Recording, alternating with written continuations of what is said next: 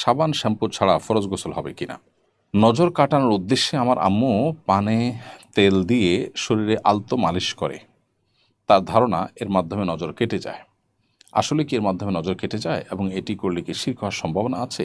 এখন অনেক মা তার সন্তানের সামনে ওড়না ছাড়া থাকেন, এটা কতটুকু জায়েজ? আর জায়েজ হলেও বাচ্চার বয়স কত বছর পর্যন্ত জায়েজ? বিধবা বা তালাকপ্রাপ্তা নারী যদি নিজের সন্তানের চিন্তা করে সারা জীবন বিয়ে না করেন, তাহলে কি তার পাপ হবে? নিফাসের 40 দিন সময় পরে পিরিয়ডের মতো ব্লিডিং দেখা দেয়, এতে পিরিয়ড ধরে নামাজ পড়া হয়নি। 40 দিন পর আরও 8 দিন পার হয়ে গেল, এখনও হালকা বাদামি স্রাব দেখা যাচ্ছে, এখন কি নামাজ পড়া যাবে? 40 দিনের বেশি নেফাস হয় না, অর্থাৎ সন্তান প্রসব পরবর্তী যে ব্লিডিং, যেটাকে নেফাস বলা হয়, এটি শরীরের দৃষ্টিকোণ থেকে সর্বোচ্চ এর সময়সীমা হলো 40 দিন।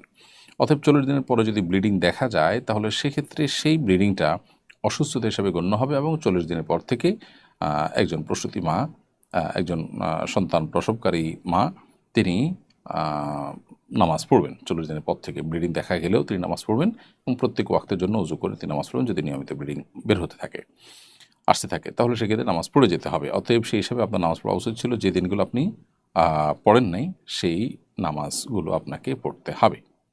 এরপরে সুবহি সিনা বুসরা এআইডি থেকে বোন আপনি লিখেছেন, এখন অনেক মা তার সন্তানের সামনে ওড়না ছাড়া থাকেন, এটা কতটুকু জায়েজ? আর জায়েজ হলেও বাচ্চার বয়স কত বছর পর্যন্ত জায়েজ? প্রথম কথা হলো যে শিশু যদি হয়, একেবারে শিশু, তাহলে সেক্ষেত্রে তার সামনে এরকম চলাফেরাতে অসুবিধা নেই। তবে প্রাপ্তবয়স্ক যদি হয় বা প্রাপ্তবয়স্ক আর কাছাকাছি, যেমন আপনার 11, 12, 13 বা 10-এর উপরে বয়স, এমনকি আজকাল 9-10 হয়ে গেল, বাচ্চারা অনেক ম্যাচিউর হয়ে যায়, এরকম বয়স যদি হয় ছেলে সন্তানের, তাহলে তাদের সামনে এরকম চলাফেরা করা মায়ের উচিত নয়। এটি ফিতনা সংকুল, এই সময় অন্তত দায়িত্বশীলতার পরিচয় নয়।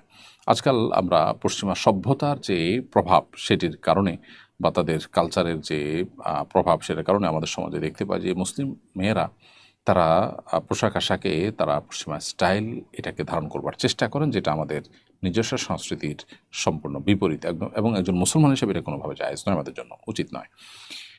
বিধবা বা তালাকপ্রাপ্তা নারী যদি নিজের সন্তানের চিন্তা করে সারা জীবন বিয়ে না করেন, তাহলে কি তার পাপ হবে? খুবই দরকারি একটি প্রশ্ন। কোনো নারী বিধবা বা তালাকপ্রাপ্তা হয়েছেন, এদিকে তার ছোট ছোট সন্তানরা আছে।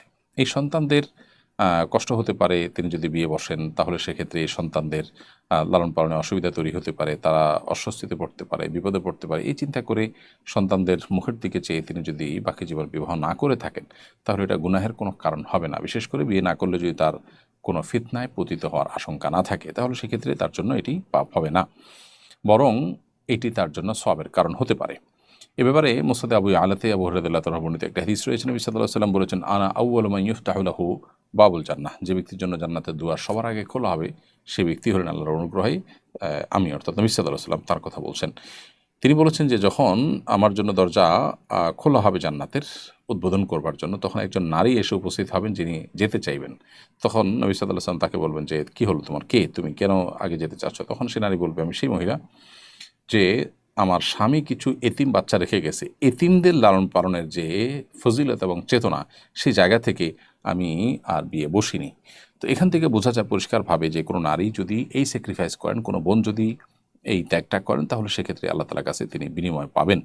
অতএব এটার কারণে তিনি পাপিষ্ঠ হওয়ার প্রশ্ন ওঠে না। তবে এর বিপরীতে যদি এমন হয় যে কোনো নারী তিনি বিবাহ না বসলে বরং ফিতনায় পতিত হওয়ার আশঙ্কা থাকে, তখন তার জন্য বিয়ে করাটাই উত্তম। ওই সন্তানদের মুখের দিকে চেয়ে নিজের চরিত্রকে বা নিজের তাকওয়াকে তিনি রিস্কের মধ্যে ফেলা উচিত নয়।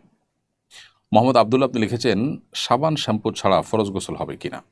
ভাই আবদুল্লাহ, ফরজ গোসলের জন্য সাবান শ্যাম্পুর কোনো প্রয়োজন বা আবশ্যকীয়তা কিংবা বাধ্যবাধকতা নেই, বরং ফরজ গোসল করার জন্য শরীরের নাপাক দূর করার মতো পানি দরকার, যেটা দিয়ে ধুলে আপনি নাপাক যে যে অংশে কাপড়ে শরীরে যেটা আছে সেটা দূর করবেন। এছাড়া পুরো শরীরের মাথা থেকে পা পর্যন্ত শরীরের সমস্ত অঙ্গ প্রত্যঙ্গগুলো ধৌত করবেন, নাকে পানি দিবেন, কুলি করবেন, কানের যতদূর পর্যন্ত স্বাভাবিকভাবে পানি যায় সেই জায়গা পর্যন্ত পানি পৌঁছানোর চেষ্টা করবেন। শরীরের আঙুলের চিপা বা অন্যান্য যে যে সমস্ত জায়গা পানি পৌঁছানো সহজে সম্ভব, সেই জায়গাগুলোতে সবগুলোতে পানি পৌঁছে গোসল করবেন। ব্যাস, এটুকু করলে ফরজ গোসল আদায় হয়ে যাবে। সাবান শ্যাম্পু ব্যবহার করা, এটা ফরজ গোসল আদায় হওয়ার জন্য কোনো শর্ত নয়। ইসনাইন আহমেদ আপনি লিখেছেন, নজর কাটানোর উদ্দেশ্যে আমার আম্মু পানে তেল দিয়ে শরীরে আলতো মালিশ করে। তার ধারণা এর মাধ্যমে নজর কেটে যায়। আসলে কি এর মাধ্যমে নজর কেটে যায় এবং এটি করলে কি শিরক হওয়ার সম্ভাবনা আছে? দেখুন, সুস্থতার মালিক আল্লাহ রাব্বুল আলামিন, এই বিশ্বাস রেখে তেল মালিশ করা এটা নাজায়েজ কাজ এবং অনুচিত কাজ হবে।